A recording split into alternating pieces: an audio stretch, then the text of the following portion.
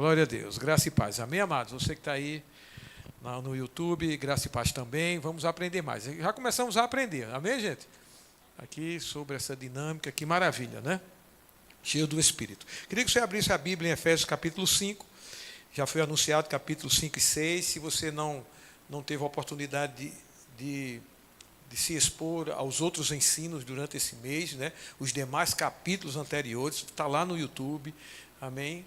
É sempre bom a gente aprender mais. Precisamos conservar o nosso coração de aprendiz. Por mais que você saiba sobre algo da Bíblia, saiba, você precisa aprender mais. Ainda não aprendeu como convém saber, né? O saber ensoberbece, mas o amor edifica. Amém? Então precisamos estar com esse coração de amor. E nesse coração de amor sempre cabe aprendizado. Amém? Não caia no erro de achar que não precisa aprender porque já sabe tanto. Não faça isso não. Isso é caminho de queda. Amém? Porque quando a gente acha que sabe tudo, num momento como esse a gente não dá nem atenção que vai ser ensinado. Eu já sei. Então a gente sobeja aquilo que Deus está trazendo. Né? E isso danifica o nosso caráter, danifica a nossa personalidade. Porque isso vai ganhando outros terrenos. Amém? Em outras áreas. Então é bom a gente sempre manter esse coração de aprender mais, que é segurança ouvir as mesmas coisas, tem algo novo, criar essa expectativa. Amém? Então, veja, capítulo 5, versículo 1, ele diz, sede, né? Sede, pois, imitadores de Deus como filhos amados. Aqui traz algo maravilhoso. Nós devemos ser imitadores de Deus. Amém? Quem disse que não pode imitar Deus? A Bíblia está dizendo que você pode. Eu prefiro ficar com a Bíblia do que ficar com os achômetros. Amém? Mas olha que presunção, ser imitador de Deus. Eu creio que Paulo foi inspirado pelo Espírito para escrever isso aqui. Sede, pois, imitadores. Quando Deus diz algo na palavra que a gente deve fazer, Ele sabe que é possível a gente fazer. Amém? Deus não é injusto. Então Ele diz sede. Essa palavra sede, no grego, é tornar-se e vir à existência. Amém? Aquilo que segue a origem. Ser depois imitadores da origem, de onde você veio. Amém? De Deus. Você tem a natureza dele. Eu tenho a natureza dele. Eu vim dele. Então siga, né, aquilo que segue a origem. Siga a sua origem.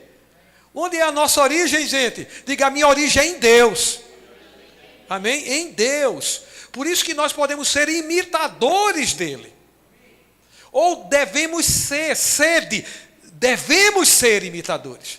Traga à existência essa imitação. Se comporte como ele se comporta. Manifeste a sua natureza. Porque ele é a nossa origem.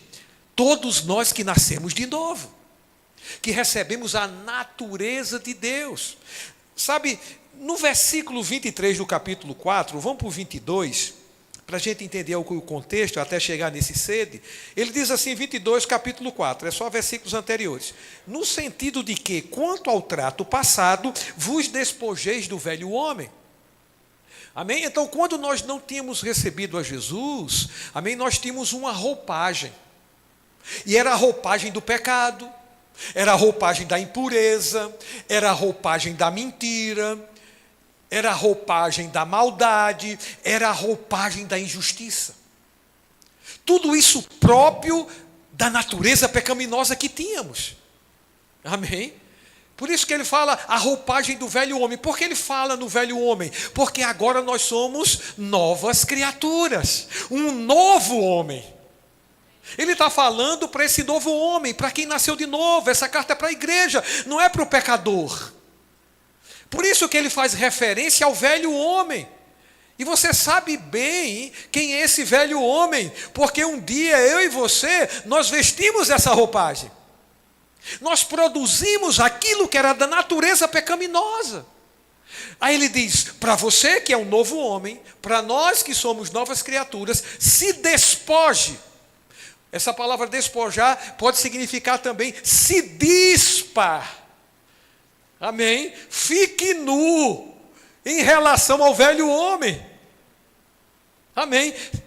Não deixe a roupagem do velho homem, amém, cobrir você, governar você. Porque você agora, nós somos nova criatura, um novo homem. Então é uma nova roupagem. Amém? Uma nova roupagem. No sentido que, quanto ao trato passado, vos despojei do velho homem. Quem se despoja é você. Não é Deus que vai fazer isso. Vos despojeis. Você se despoja. A gente precisa, sabe, ler a palavra e saber qual é a parte nossa e a parte de Deus. Porque senão a gente lança tudo para Deus. É Deus que vai fazer, é Deus que faz, é Deus que faz, é Deus que faz. E a Bíblia dizendo que tem coisa que é você que faz. Porque Ele já deu capacidade para mim e para você fazermos. Porque que capacidade é essa? A nova natureza. Amém? O novo homem, nascido de Deus. Sabe, eu e você agora, como filhos de Deus, temos o DNA do Pai. Eu tenho o DNA do meu pai. Amém? É tanto que meu pai morreu, e quando eu vou para os lugares que meu pai frequentou, e eles sabem que eu sou filho dele, eu cheguei ali no supermercado, que o pai sempre ia lá, e eu fui lá, aquele homem estava lá no caixa, e eu disse algo, sabe o que ele disse para mim? Eu vi Elias agorinha, teu pai. O mesmo modo de falar e a mesma atitude, e eu não fiz força, nem treinei em casa para isso. Por quê? É questão de DNA. Eu herdei dele. Então tem coisas que eu faço que as pessoas identificam que eu sou filho de Elias. Porque eles conviveram com Elias. O meu modo de falar. Sabe, meu modo de falar assim meio enérgico, né? Que às vezes eu estou falando com uma pessoa, quem passa longe diz, eita, ele está quebrando o pau com aquela pessoa. Não é só meu jeito. Meu pai era assim também. E eu não treino em casa para isso. Amém? É uma questão de DNA, de herdar algo do meu pai. Nós nascemos de Deus, a nossa origem está em Deus, você nasceu de novo. Então vai ser comum a gente fazer coisas, atitudes, palavras, procedimentos, que vai identificar que a gente é filho de Deus. E a gente não vai estar treinando em casa. É algo que se manifesta por causa do DNA, porque herdamos dele as mesmas características. Então, para nós crentes, filhos de Deus, sabe, ao andarmos por aí, as pessoas precisam identificar que a gente é crente. Amém. Sem a gente falar nada, só pela atitude, só pelo linguajar. Ah, você é crente, não é? E quando elas dizem, estão dizendo que você é crente, você é filho de Deus, não é? Porque não é comum essa atitude para o velho homem. Só pode ser filho de Deus, só pode ser crente, agindo dessa forma. Há uma identificação na nossa vida, e isso é espontâneo. Quando a gente aprende a se despojar do velho homem e se revestir do novo, a consciência, a revelação, eu tenho uma nova natureza, antes eu mentia, agora eu falo a verdade. Então, eu me despojo da roupagem do velho homem, que era a mentira, e me revisto do novo homem, que é a verdade, que fala a verdade. Amém? Isso vai ser no dia a dia. Nós vamos ter a oportunidade de mentir? Sim. As pessoas vão pressionar a gente para mentir em alguma situação? Sim. Mas lembra, eu sou novo homem, e esse novo homem fala a verdade. Eu não vou me vestir da roupagem velha, quando eu era um mentiroso profissional. Agora eu tenho a natureza da verdade, porque eu tive origem na verdade. Então, quando a gente tem origem na verdade, mentira não cabe mais. Aleluia! Mentira não faz parte. Não, mas se você não mentir, você vai ter prejuízo. Não, o prejuízo está na mentira. Ah, não, para que eu faça alguma coisa boa para alguém, eu preciso mentir, porque eu tenho um poder na mão de fazer. No entanto, eu preciso mentir para que aquela pessoa tenha um benefício.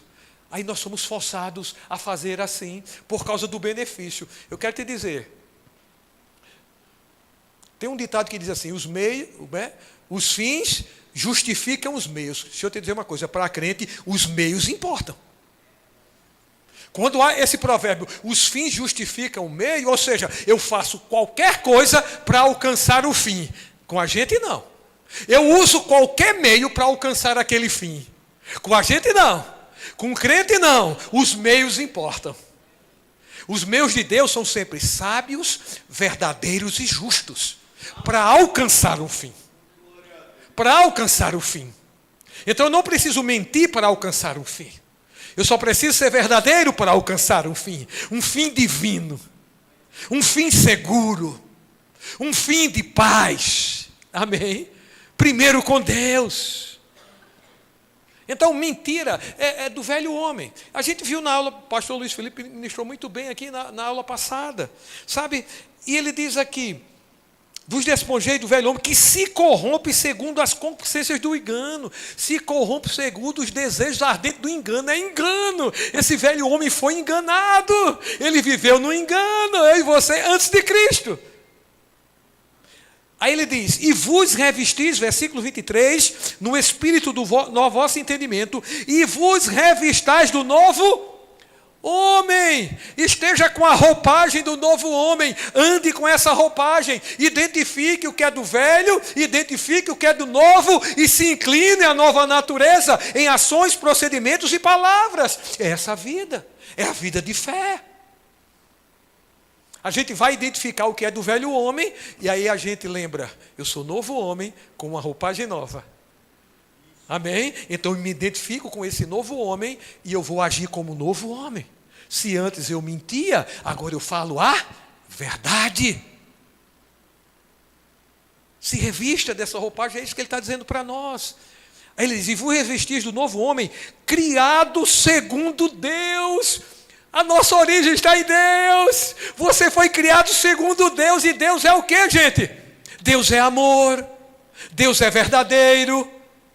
Basta olharmos para o caráter dele. Nós tivemos origem em Deus. Você que nasceu de novo. Uma nova criatura. Criado segundo Deus. Não foi segundo o homem. Não foi segundo a carne. Não foi segundo o sangue. Não foi segundo o homem. Foi segundo Deus. E quem é Deus? Que caráter ele tem? Que natureza ele tem? Então você é filho legítimo. Amém? Você teve origem nele. Filho legítimo. Você não é um bastardo. Você é filho legítimo. Criado segundo Deus. Agora veja, como você foi criado em Deus. Em justiça e retidão procedentes da verdade. Isso aqui é o DNA de Deus. Esse é o DNA dele. Justiça e retidão. DNA de Deus. E procede de onde essa justiça e retidão? Da verdade. De onde essa justiça e retidão vem? Da própria verdade. Então você teve origem na verdade. Você procede, Isaías procede da verdade. E por isso nós fomos criados em justiça e em retidão. Não dá para ser criado em justiça e em retidão procedentes da mentira. Isso precisa estar latente em nós, claro, dentro de nós, para a gente viver essa vida cristã, manifestando a filiação. Amém? Manifestando o nosso Pai e as pessoas identificando pelo DNA que somos filhos de Deus. Como? Nas atitudes, procedimentos, palavras, no posicionamento. Então, por isso, versículo 25. Estou apenas dando do que foi falado na aula passada para a gente pegar o contexto. Por isso, deixando a mentira, fale cada um a verdade com o seu próximo, porque somos membros um dos outros. Por isso. Quando ele fala por isso, ele está ligando o que ele vai falar agora ao que ele falou anteriormente. Por isso o quê? Você foi criado, segundo Deus, em justiça e retidão procedente da verdade. Por causa disso, por isso, não minta. Amém? Isso é incompatível com o seu DNA. Isso é incompatível com a sua natureza agora. Aí ele não minta, não furte. Mentira e furto é do velho homem. Aí ele passa a dizer como a gente deve se comportar como um novo homem. Amém? E aí ele vai dizendo coisas, não sai da vossa boca nenhuma palavra torpe é do velho homem, a edificação, palavras boas que edificam, é do novo homem, não entristeçais o espírito, no qual fosse selado, longe de vós a amargura, cólera, ira, gritaria, blasfêmia, tudo roupagem do velho homem. Longe de vós a amargura, antes sede para com os outros, benignos, compassivos. Eita, ele começa a apresentar a roupagem do novo homem. Ele apresenta a do velho, e a gente se identifica porque a gente foi assim. Amém? Antes de conhecer Jesus, muitas vezes irado, né? Blasfemador, reclamador, murmurador, roupagem do velho homem, próprio da natureza do velho homem. Mas ele diz: antes, sede uns para com os outros, benignos, é a roupagem do novo homem, compassivo, perdoando uns aos outros, roupagem do velho homem, assim como Cristo nos perdoou. Aí ele diz: sede, pois. Tem aqui uma trajetória de DNA do que somos em Cristo, amém, do que somos em Deus, da nossa natureza, que agora dá para manifestar a roupagem do novo homem. Por isso que ele diz: seja imitador de Deus como filho amado. Se é filho amado, então esse Deus é o nosso pai. Ah, pai não é brincadeira não. Quem é teu pai? Se eu te dizer, é Deus. Deus é o teu pai, é o meu pai. Você acha pouca coisa isso? Amém? E você teve origem nele. Aleluia. Amém? Sede, pois, imitadores como filhos amados e andai em amor. Amém? Deus é o que, gente? Deus é amor. Isso é DNA dele. Então, os filhos que herdaram o DNA dele, que somos nós, devemos andar em amor. Aleluia! Precisamos meditar no amor. Está lá as características, 1 Coríntios 13, de 1 a 13. Há quanto tempo você leu 1 Coríntios 13 e eu li 1 Coríntios 13, de 1 a 13? Há quanto tempo? Porque precisamos meditar nas características daquele amor, e aí a gente vai perceber que a gente pode produzir tudo aquilo no dia a dia. Aleluia! Amém. Eu fiz um teste uma vez lá na sede. Eu disse: quem já leu aqui as manifestações do Espírito? Muita gente levantou a mão. Eu disse: quem já leu aqui o amor, o caminho para a vitória? Não foi a mesma quantidade. E eu não estou dizendo que eles estavam errados em ler e ouvir, e eu faço isso, as manifestações do Espírito eu amo. Mas precisamos de um equilíbrio. O equilíbrio do fruto e dos dons. Uma vida equilibrada. Amém? Sabe aquele livro, O Amor, Caminho para a Vitória? É espetacular. Porque quando a gente voltar para Jesus, para relatar o que foi feito, sabe o que ele vai querer ouvir de nós? Que a gente produziu fruto. Ah, eu operei nos dons, milagres, sinais. Ah, foi só isso? Cadê o fruto? Cadê o fruto? Sabe, Deus me tocou bastante nessa questão de relatar o que foi feito, quando o Espírito Santo me disse assim: se hoje fosse o dia de relatar o que foi feito, você relataria o que para mim? E é uma pergunta para você. Agora, não para condenar, mas para refletir. O que você relataria para ele? Era só reclamação, murmuração? Ah, isso não está acontecendo, você não está sendo fiel comigo, estou passando por pressão. É esse o relato? Que tal o relato de dizer: Senhor, obrigado, você é fiel, você foi comigo ontem, vai ser hoje, vai ser eternamente. Obrigado, eu não abro mão do teu plano, pode vir a pressão que vier, pode chover canivete, pode dar sangue na canela, eu vou seguir o plano. Olha que relato diferente do que uma murmuração, reclamação, sem fundamento. Quando a gente reclama de Deus, a gente reclama sem fundamento. Não tem fundamento para reclamar e murmurar, não. Porque se você está vivo hoje aqui, é porque Ele tem te sustentado. É porque Ele tem suprido as tuas necessidades. E às vezes a gente confunde necessidade com desejo.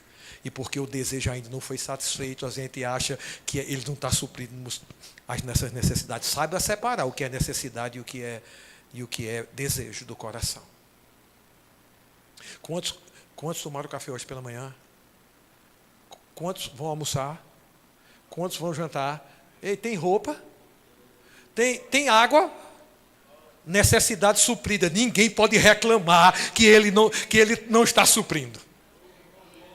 Agora, você tem desejo no coração? Eu tenho. Tem prazer nele? E ele satisfará o desejo do teu coração. Mas onde está o prazer nele? Será que hoje estamos apenas reclamando, murmurando? Onde está o prazer nele? Amém? Eu posso comer hoje, chegar na minha mesa e está lá. Feijão, arroz, carne. Mas eu posso estar com desejo por uma lasanha. Não há nada de mal nisso.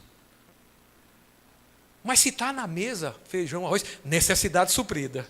Não confunda desejo com necessidade. Porque senão a gente vai ser ingrato com ele. Porque necessidade ele tem te suprido. Pode ter certeza, você está vivo de pé. Nessa manhã aqui, quem está vivo ali pelo YouTube, necessidade suprida, você está vivo. Porque se essa necessidade não fosse suprida, já tinha morrido.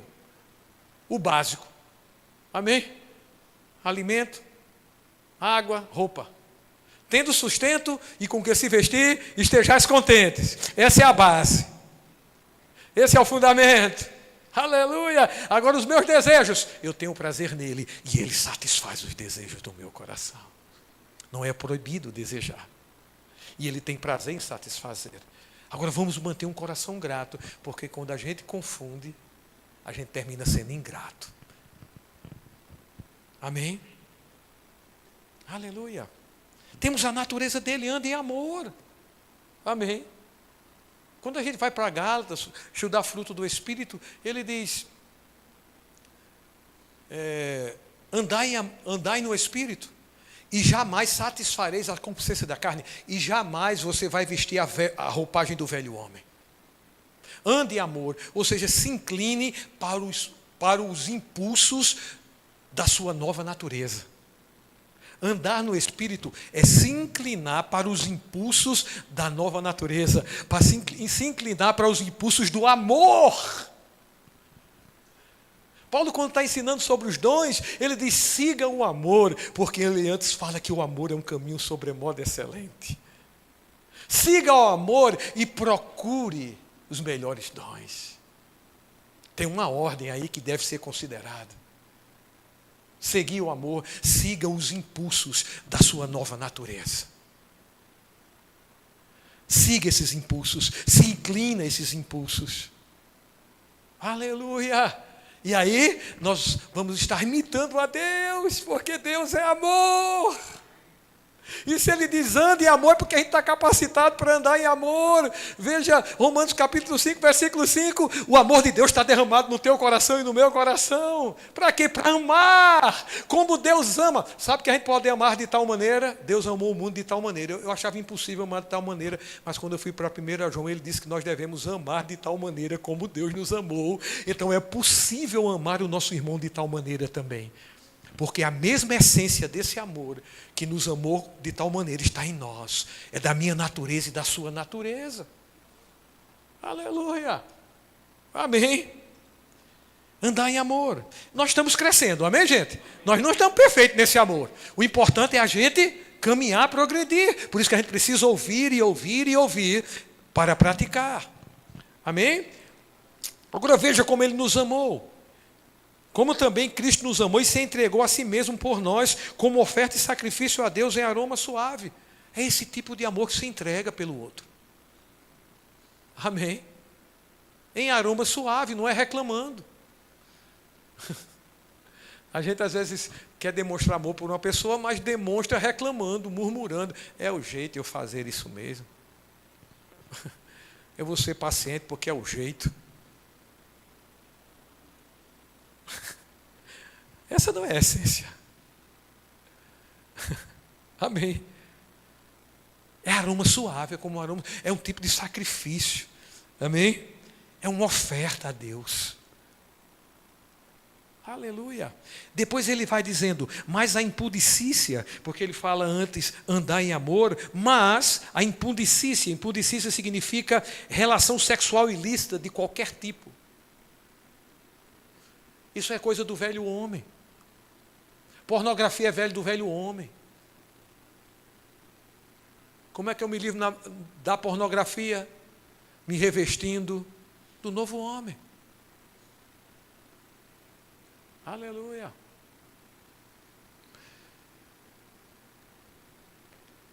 E toda sorte de impureza.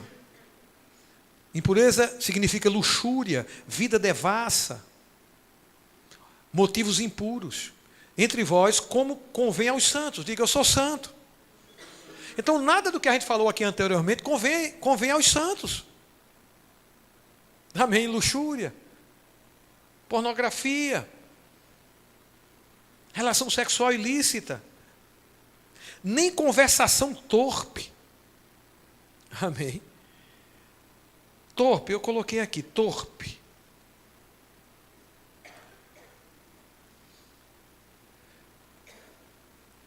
Conversas obscenas. Conversação torpe é conversa obscena. Eu vou te dizer uma coisa, entenda o que eu vou dizer. Se tem crente ainda chamando palavrão, depois de um tempo de evangelho, eu vou te dizer, está no raso. Está no raso.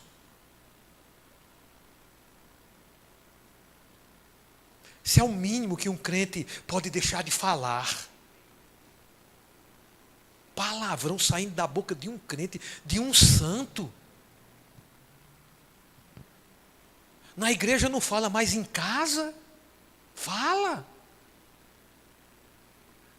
Quando há uma situação de pressão, a primeira coisa que sai é um palavrão, isso é coisa do velho homem. Isso não tem origem em Deus. Amém? Ele está dizendo aqui, não, conversação torpe, nem palavras vãs. Vãs, tolas. É como o sal que perdeu o sabor. Palavras tolas. Não deve sair da nossa boca. Que carta maravilhosa é essa, né, gente? Você está gostando? Está nos ensinando aqui. Não recebe como condenação. Como é que você está recebendo o que está ouvindo? Eu vim receber outra coisa na escola dominical hoje. Porque isso aqui é Bíblia, viu? Eu estou apenas sendo porta-voz dela. Se não quer ouvir aqui, quanto mais ler. Então está pulando esse capítulo, né? Esse capítulo vai ser pulado também na hora da leitura. Mas está aqui. Amém? Coisas essas inconvenientes, antes pelo contrário, ações de graças. Sabei, pois, isto. Ele fala dessa roupagem do velho homem, que a gente deve se despojar, não se entregar a ela. Aí ele diz, saiba de uma coisa. Então, esse saber aqui é importante, por tudo que foi dito anteriormente. Sabei, pois, disto, nenhum incontinente. Sabe o que é incontinente? Homem que prostitui seu corpo.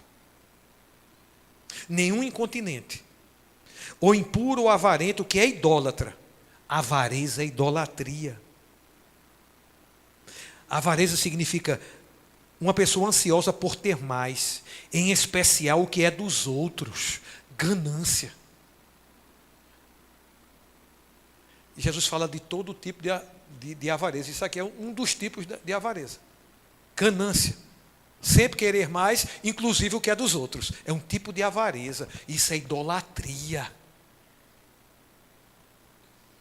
Saiba disso.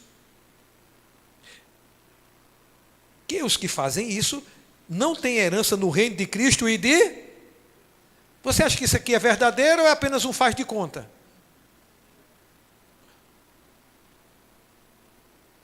Ninguém vos engane com palavras vãs. Esse vãs aqui, no grego, é keno. Significa destituído da verdade, vazio, destituído de riqueza espiritual. Então você vai conviver com pessoas assim. Não se deixe enganar por elas. Elas estão destituídas de riqueza espiritual. Ele está dizendo, não se engane com palavras vãs. Com palavras ditas, palavras vazias, destituídas de riqueza espiritual.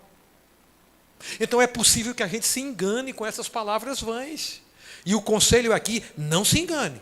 Então, não é você que está produzindo palavras vãs, é alguém que está produzindo. E aí eu e você precisamos estar firmes para não sermos enganados. Porque por essas coisas vem a ira de Deus sobre os filhos da desobediência. Portanto, não sejais participantes com eles. Eles quem? Os que proferem palavras vãs. Ou com tudo que foi dito aqui, que personifica uma pessoa, amém, com a natureza pecaminosa. Por isso ele está dando esses conselhos aqui, apresentando algo para que a gente discirna, porque você é nova criatura, tem uma nova roupagem. Você não é mais uma pessoa de palavras vãs e palavras vazias. O que a gente deve falar deve servir para a edificação dos outros, produzindo graça. Isso é a roupagem do novo homem. Amém, gente? Então não seja participante. Ou seja, ter participação em alguma coisa, ter participação nisso. E essa palavra aqui se refere também à herança. Como se você tivesse recebido uma herança deles, a ponto de participar junto. Não seja participante. Amém? É o que ele está dizendo aqui. Pois outrora, está falando para nós crentes, eram trevas. Ou seja, quando não tínhamos Jesus, estávamos em trevas, natureza pecaminosa. Outrora, não é mais agora. Porque outrora eram trevas. Amém? Então, tudo que ele fala aqui anteriormente é produto das trevas. Amém? Daquilo que ele aconselha a gente não ser participante. É produto das trevas, de uma natureza pecaminosa. Isso era quando nós éramos outrora antes de Cristo. Porém, agora, diga agora. Olha o que você é. Sois luz no Senhor. Diga, eu sou luz no Senhor. Amém? Veja a transformação de trevas para luz. Você é luz no Senhor. Por isso que o produto das trevas não deve mais ser produzido por nós, crentes, nascidos no Filho de Deus. Porque é essa consciência que vai nos levar a produzir o que é da luz. Porque somos filhos da luz. Agora veja o que a luz produz. Porque o fruto da luz consiste em toda bondade, justiça e verdade, provando sempre o que é agradável ao Senhor. Você pode e eu agora produzirmos algo que é agradável ao Senhor sempre. Porque nós somos filhos da luz. E ele está dando aqui as características, o que a luz produz. A luz produz bondade, a luz produz justiça, a luz produz verdade. O contrário disso também é verdadeiro. O que as trevas produzem? Elas produzem maldade, elas produzem injustiça e elas produzem mentira. Outrora nós produzíamos o que era das trevas, agora nós produzimos o que é da luz. E o que é da luz, volta a dizer, bondade, justiça e verdade. Qual é o nosso desafio? É andar nesse mundo em trevas, manifestando luz. Onde houver bondade, onde houver maldade, a gente produz bondade. Onde houver injustiça, a gente produz justiça. E onde houver mentira, a gente produz verdade. Isso é o produto da luz. Deus é luz e não há nele treva alguma. Ele é o nosso Pai, o Pai das luzes. Quem são as luzes? Os filhos da luz. Eu e você, quem nasceu de novo. Amém. Então ele está dizendo, olha, não ande mais produzindo maldade, injustiça e mentira. Isso é das trevas. Você não é mais das trevas agora. É porque não dá tempo, que está ali o tempo. Quando a gente vai para a 1 Tessalonicenses, Paulo fala que nós não somos da noite, nós somos do dia. Nós não somos das trevas, nós somos da luz. Está relacionado a isso aqui. Precisamos dessa consciência. Amanhecer o dia com essa consciência para viver essa consciência durante o dia, diante de qualquer coisa que a gente enfrente. Ele está nos chamando para produzir luz nesse mundo em trevas. Sermos luzeiros no meio dessa geração pervertida, levantar o nosso candeeiro e colocar nos umbrais da porta para que todos vejam, isso é necessário para quê? Para que onde você for, pessoas sejam influenciadas e elas saiam da treva para a luz, elas saiam do domínio de Satanás para o senhorio do Senhor Jesus Cristo, e isso só vai acontecer se eu e você estivermos produzindo luz. Como é que eu produzo luz? Manifestando bondade, manifestando justiça, manifestando verdade. Nós vamos ter a oportunidade de produzir mentira? Vamos. Mas lembra, eu sou luz do Senhor. Não cabe mais. Amém. Não cabe. É incompatível. Vamos receber propostas para andar na injustiça? Sim. Não é? Ser injusto. Sabe, esse senso de justiça. Você vai no shopping center, aí tem lá uma vaga de idoso. É para idoso. Você é idoso? Não. E por que bota o carro lá? São nessas coisinhas pequenininhas que a gente vai cedendo, que o nosso caráter vai sendo maculado. Se é de idoso, eu não boto. Alguém chega, aquela fila ali é preferencial. Não sou idoso, não. Idoso é 65 anos, né? Considerado? Eu tenho 59. Quando chegar a 65, eu posso desfrutar, mas com a consciência que a sensação térmica minha continua em 40, por aí, quando eu chegar a 65. Amém? Vou desfrutar. Mas enquanto não, eu não vou usar desse benefício que não me cabe, porque isso vai macular o meu caráter de justiça. São nas coisas simples da vida, no cotidiano. Uma contramãozinha. Não, mas é só 50 metros a contramão, não tem problema não. Ei, não tem contramãozinha. Deixa Lenildo pegar você numa contramão, pode ser 50 metros, ele vai te multar. Porque um dia, eu entrava numa contramãozinha lá atrás, inclusive lá na sede, quando era na Prata. Muita gente fazia aquilo. Lenildo acho que sabe, a gente vinha de lá da igreja do Rosário, aí entrava assim, dobrava à direita, depois entrava à esquerda, que era a saída. Entrava pela saída também. A gente fazia numa boa. Nada. Um dia eu vinha, quando eu parei na esquina, o senhor me disse assim, se tivesse um guarda do trânsito, você faria isso? Eu digo, não.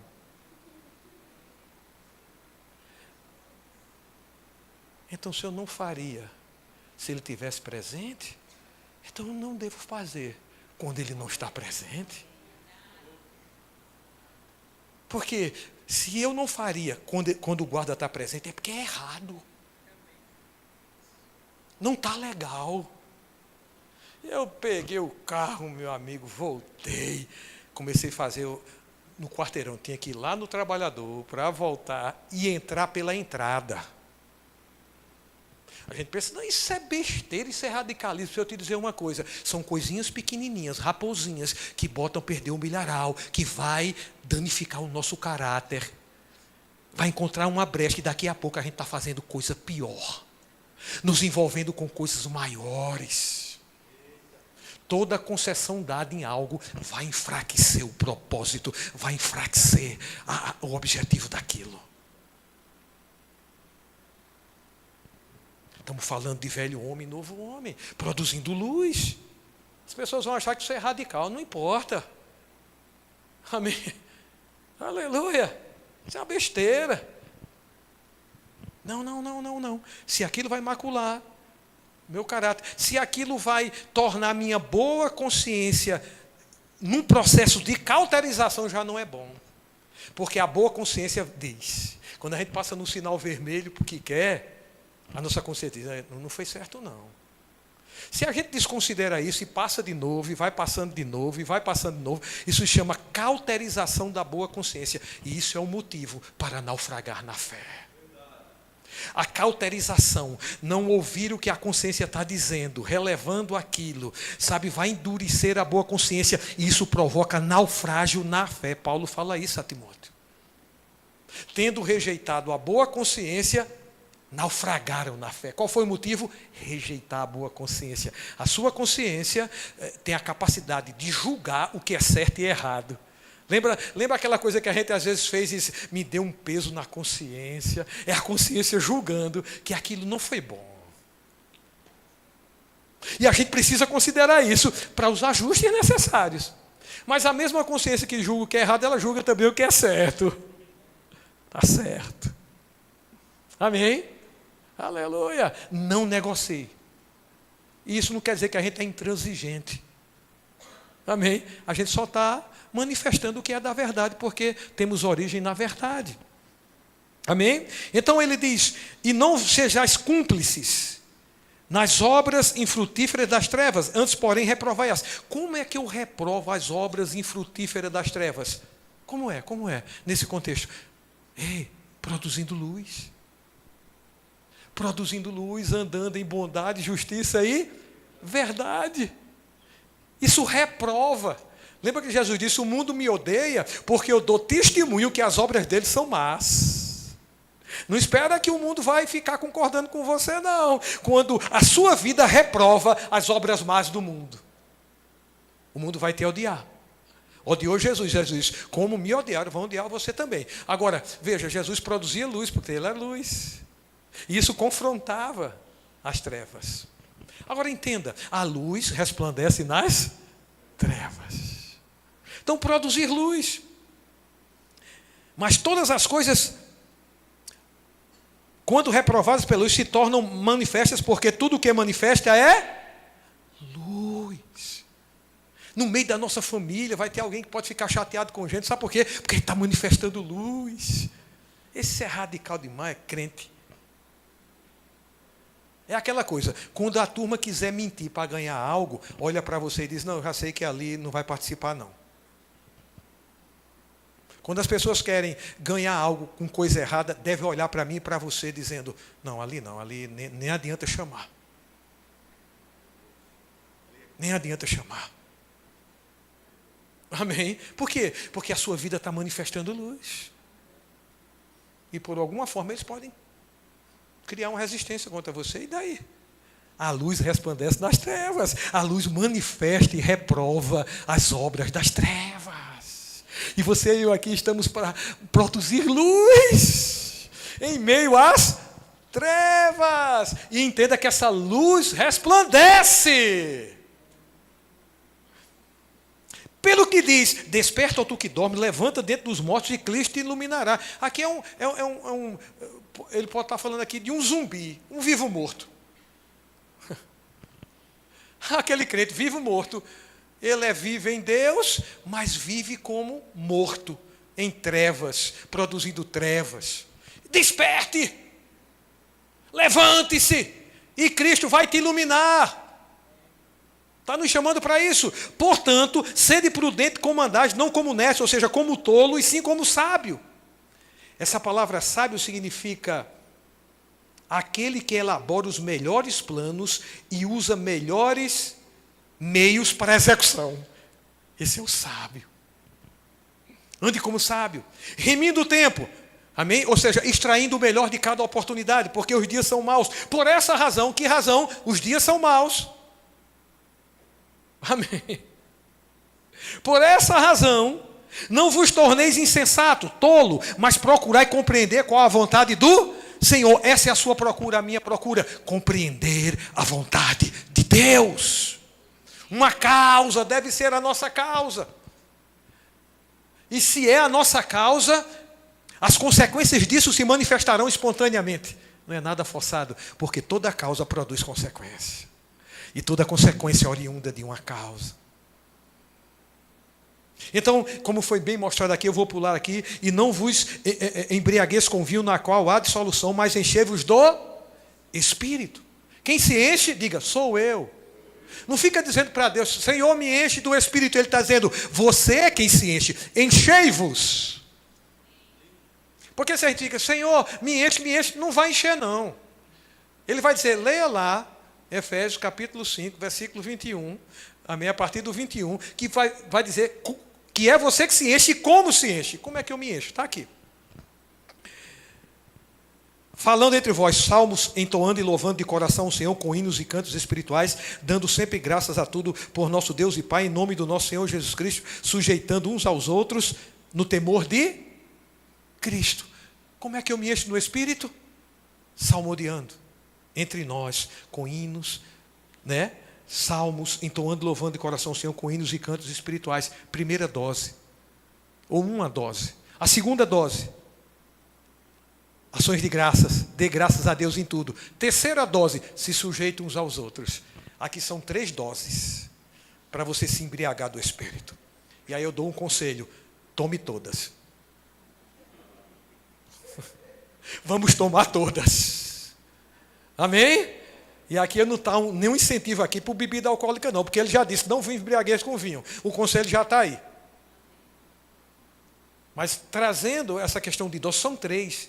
E quando ele fala aqui, se sujeitando uns aos outros, naquilo que agrada a Deus, eu devo me sujeitar a você e você se sujeitar a mim. Se você é uma pessoa difícil de se sujeitar a seu irmão, eu vou te dizer, não está completo as dosagens para você se encher do Espírito. Depois ele começa a falar sobre marido e mulher, e aí ele está dizendo como o marido deve se sujeitar à mulher e como a mulher deve se sujeitar ao homem. Aí ele fala de filhos, depois você lê, ele está ensinando como os filhos se sujeitam aos pais, mas também ele fala dos pais, como os pais devem se sujeitar aos filhos. Então a sequência aqui, depois de se sujeitar uns aos outros, é ele ensinando como se sujeita nos relacionamentos diversos. Ele está dizendo, marido, mulheres, sejam submissas. Amém? Ao seu próprio marido. Em tudo. Que ousadia. Tem mulher que quando ouve isso, porque não entende o que é submissão, de para lá, Satanás. Em tudo. Sabe por quê? Porque quando ele vai ensinar como o homem deve se sujeitar à esposa, sabe o que é que ele diz? Ame a sua esposa como Cristo ama a igreja. Porque se o homem se sujeita à mulher, amando como Cristo ama a igreja, com certeza ela vai se sujeitar a ele em tudo. Porque o amor jamais vai pedir algo, amém, fora da vontade de Deus. Aleluia. Depois ele fala dos filhos, honre ao seu pai, não é assim? Aleluia, que é o primeiro mandamento com promessa. Isso é a forma dos filhos se sujeitarem. E quando a gente faz isso, a gente está se enchendo do Espírito. Agora ele fala para os pais também. Os pais, filhos, obedecei a vossos pais. Mas no versículo 4 ele diz, e vós pais não provoqueis vossos filhos à ira, mas criai-o na disciplina do Senhor. Como é que um pai se sujeita a um filho? Não provocando ele à ira, mas criando ele na disciplina do Senhor. Depois ele fala sobre servos, um empregado que tem um patrão. Ele diz, olha, sirva a eles, não somente se for na sinceridade do vosso coração. Olha bem, está falando de relacionamento de patrão e empregado, servo e um senhor. Aí ele diz, não servindo à vista como para agradar homens. Ou seja, eu só faço com qualidade quando o patrão não está, quando o patrão está presente. Não. Estando presente ou não, mantemos a qualidade. Porque nós estamos servindo como para o Senhor. E como para o Senhor, a gente não vai baixar a guarda, porque o patrão não está presente. Qualidade vai se manter na presença ou não. O que é certo fazer na profissão que tem, vai se manter, estando o patrão presente ou não. Porque é como para o Senhor. Amém. Agora também ele fala para o patrão, para os patrões, né? E vós, senhores, patrão, né? Aquele que exerce autoridade sobre uma pessoa, de igual modo proceder para com eles, deixando as ameaças, sabendo que o Senhor, tanto deles como vós, está nos céus, e para com ele não há acepção de pessoas. Ele trata também com os senhores. Trate sem ameaça. Não ameace aquelas pessoas que estão debaixo da sua autoridade, da sua responsabilidade, do seu patronato. Porque eles são herdeiros igual a você, da graça de Deus. Aleluia. Amém? E finalmente, ele vai falar sobre, a partir do versículo 10, quanto ao mais, sede fortalecidos no Senhor e na força do seu poder. Amém? Olha que instruções maravilhosas para a nossa vida essa carta. Seja fortalecido no Senhor. Como é que eu sou fortalecido no Senhor? Na palavra. O Senhor é a palavra. Eu me alimento da palavra, eu sou fortalecido. Como é que eu sou fortalecido na força do seu poder? No Espírito Santo. O mesmo poder que ressuscitou Jesus dos mortos está dentro de nós. É Ele quem nos fortalece. O nosso homem interior, como Paulo fala, mediante o Espírito Santo. Então, me alimentando do Espírito, me alimentando da palavra, eu sou fortalecido. Quem faz isso é você. Fortalecei-vos. Está disponível na mesa. Faça. Amém? E depois ele começa a falar sobre revestir-se de toda a armadura de Deus. Para quê? Para ficar firme, ficar de pé contra as ciladas do diabo. Então o diabo vai armar cilada, métodos. E o campo de batalha é na mente, nas sugestões. Você tem que ficar firme. Amém? Para essas batalhas. Depois ele fala sobre que a nossa luta não é contra carne e sangue. Sua luta não é contra pessoas. Desista de pessoas. A sua luta é contra principados, potestades, que já foram vencidos por Jesus.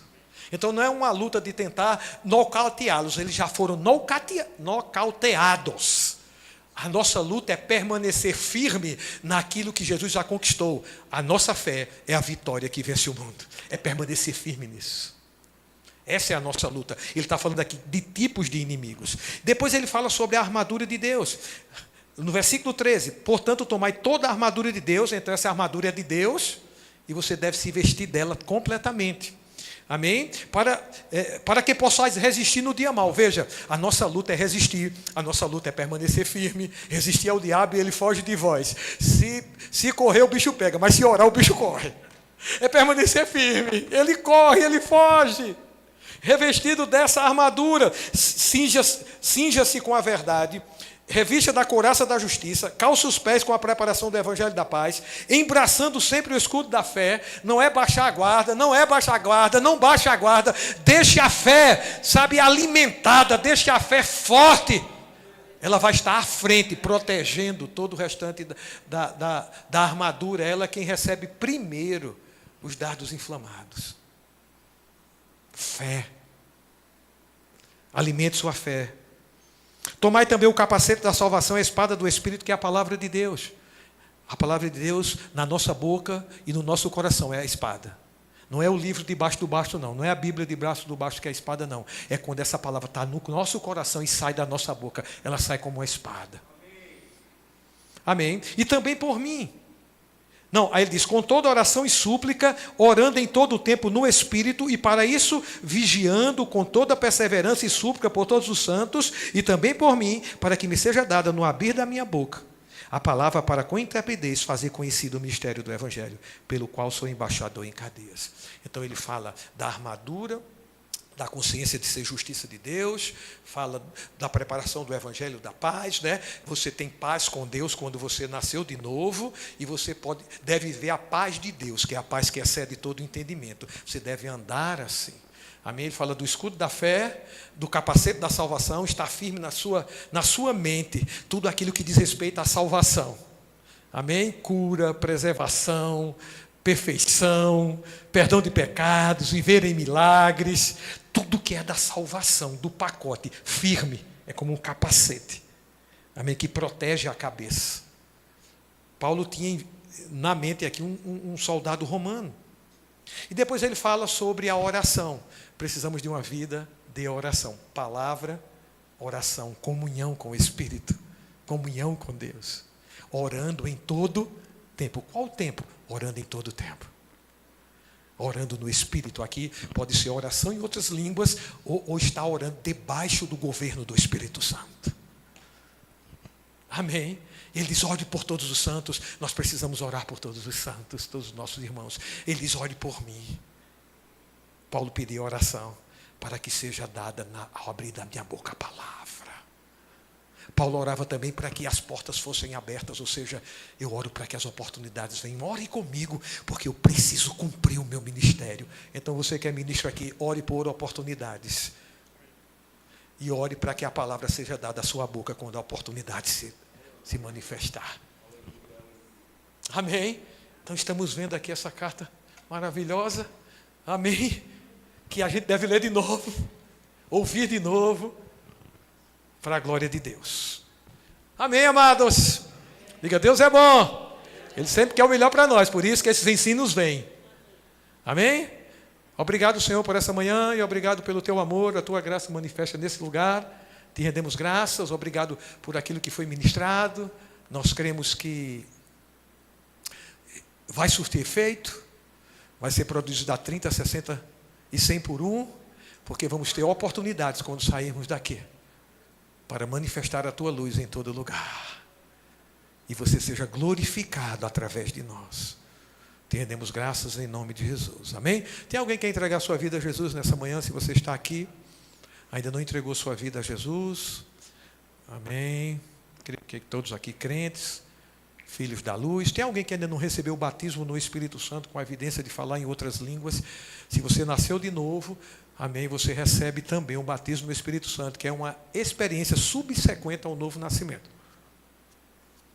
E a evidência é falar em outras línguas. Nós temos ali conselheiros que vão ministrar a palavra para você, gerar fé, e você recebe essa manifestação das outras línguas, que é magnífica. Orar em outras línguas é um negócio espetacular.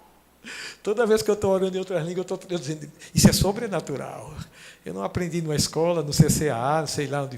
Não tem escola para ensinar, é sobrenatural. Isso é uma prova que existe o sobrenatural. Eu fico mais consciente do sobrenatural orando em outras línguas, só por esse fato. Que maravilha. Tem alguém que recebeu o batismo? Todos cheios? Continue cheio. Quando ele fala, seja cheio do Espírito Santo, o que quer dizer ali é, continue se enchendo. Continue se enchendo. Se enchendo. Aí você vai ser aquela garrafa aqui, bem sólida, firmada. Amém? Oh, glória. Tem alguém que recebeu a oração para cura? Minhas mãos estão pingando de cura. Aleluia. Eu posso dizer isso, alguns podem dizer, esse cabo é presunçoso demais. Não, eu estou sendo humilde, porque ele falou comigo, ele disse, suas mãos estão cheias de cura. Humildade e aceito o que Deus fala. Tem alguém? Aleluia.